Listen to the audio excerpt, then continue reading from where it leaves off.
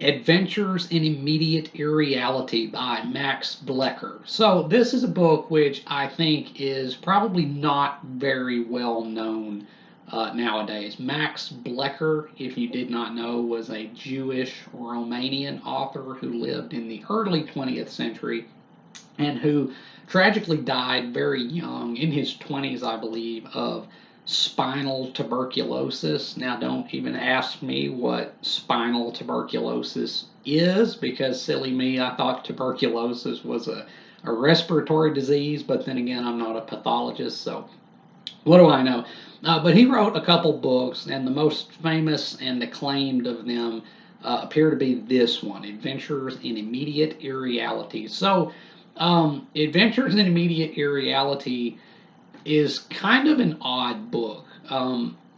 To summarize its plot, of which there is precious little, I think it's enough to say that it is narrated by an unnamed narrator who may or may not be somewhat autobiographical to the author himself, who appears to be neurodivergent in some capacity, who has a tendency to kind of fixate on objects and things around him and kind of intensely cogitate and then kind of lose himself in his own musings and then kind of lose his grip on reality and then tends to do some weird, inexplicable shit.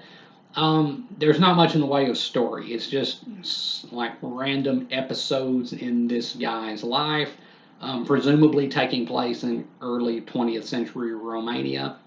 Although I will say, with the exception of references to technology like horse drawn carriages and like oil lamps and such, with the exception of that, it has a weird kind of timeless feel to it, almost like it could take place anytime, anywhere.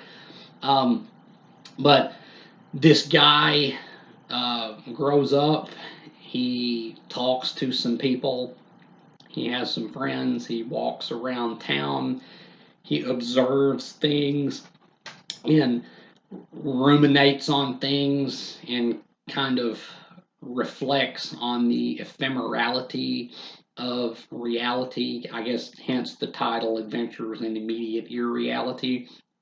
Um, there's this girl that he knows that dies, and then he like covers himself in mud at one point, and we don't really know why. And then eventually he attempts to kill himself for some reason, but he fails, and that's pretty much the book. It's there. It is not a plot-driven affair by any means.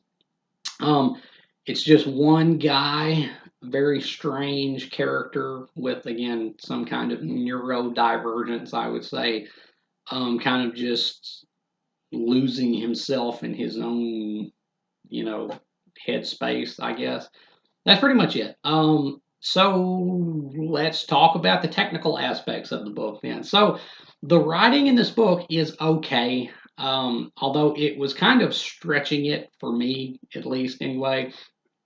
He's really going for kind of an elevated prose style that's not just dull, simplistic writing. But the problem is that he kind of stretches some words at times. Like it gets dangerously close to being a little bit too abstract in using words a little bit in ways I think that they probably shouldn't be. It gets um, a little bit too abstract again at times. But overall, the writing's okay. It's not the greatest I've ever read, but it's certainly not bad. He was, he had some skills. So writing's all right. The characters are very very bad. The narrator in this book, we know absolutely nothing about him other than that he has some kind of unusual mentality where he like fixates on things and then it kind of spirals down into this um, whirlpool of thoughts and reflections and such. Um, Yeah, but that's all we know about him. We don't know his name. We don't know anything about his desires or his hopes or dreams or aspirations or fears. Um, it's it's just this guy walking around, and there's precious little dialogue in this too. It's almost entirely internal monologuing. And so as a result of that, the secondary characters are nothing more than names. There's not much to say in the way of characters in this. It is neither a plot driven affair, and I don't think it's a character driven affair either, even though I think it wanted to be, but there's just not much in the way of character in this book. So yeah, the characters are bad. Now, as to the story, what story there is in this book, I found it to be not engaging in the slightest. In fact, I found it very, very boring to read. It's just, and it's not a long book. You might not even, I don't even know if you can call this like a true novel. It's only like 116 pages. Very, very brief, but damn, it's just so boring. It is so boring. Nothing happens. It's just this guy ruminating on random shit and kind of losing his grip on reality. And while that might sound kind of interesting, it is not in the slightest. It is a very boring book. I didn't find it compelling. Really, the only saving grace to it was its brevity to me. So, in case you haven't picked up on it by now, I did not like Adventures in Immediate Irreality.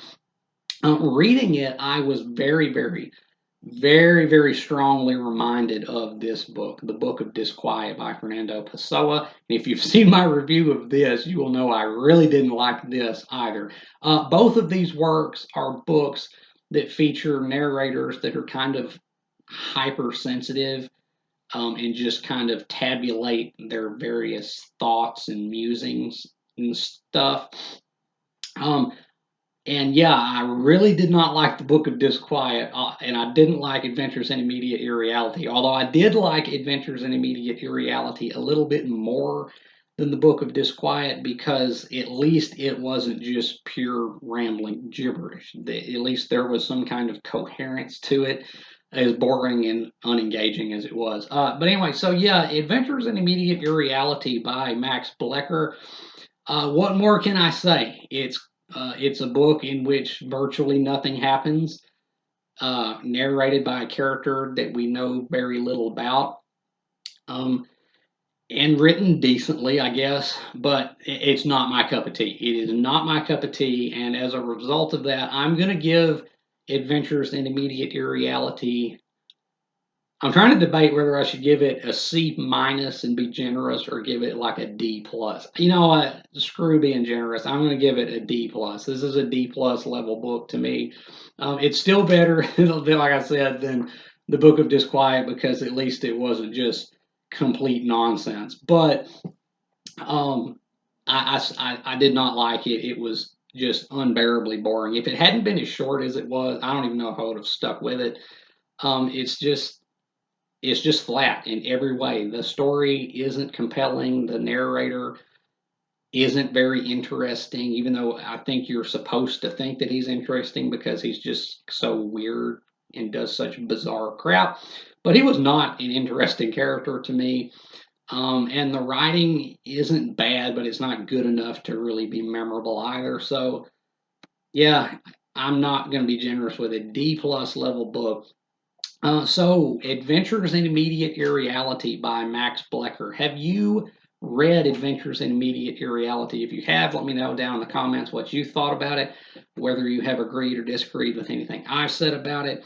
If you haven't read Adventures in Immediate Irreality, I would not personally recommend it. I thought it was a very boring book that does not have much to recommend it. So, I would advise you to pass this one on by. Although I will say, again, if you do like Fernando Pessoa's The Book of Disquiet, like if you're just enamored of this book, then you might find something to like in Adventures in Immediate Irreality. But otherwise, yeah, I would say don't bother. It's not worth it.